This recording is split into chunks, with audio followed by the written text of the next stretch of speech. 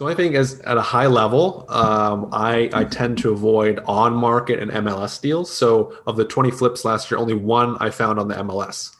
So what happened? Like a realtor got a hold of us and said like, hey, we got this deal, and then we saw it, put an offer on it, and eventually made it happen. But that was only one of 20. So the vast majority of everything we're getting is like off market, direct to seller, dealing directly with the home seller and getting it that way.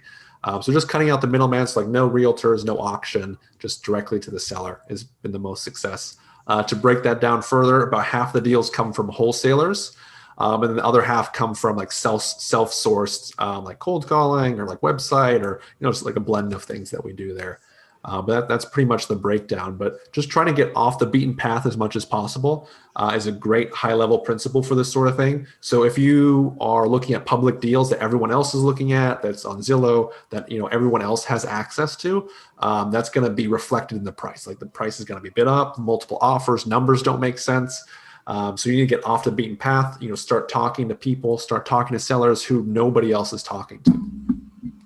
Yeah, no, that's important. I mean, you definitely got to do what everybody else is unwilling to do. And, I think a lot of people, like when they first get in, they all know this. They know that, the successful people, the wholesalers and all the people finding the deals, they're not going to the MLS, but it's just that's just that easy path. People don't want to do extra work. They don't want to learn something new. So where do they go? They go to Zillow. And then they look for words like foreclosure. I mean, how many flippers do you find that are like, oh yeah, I just buy foreclosures?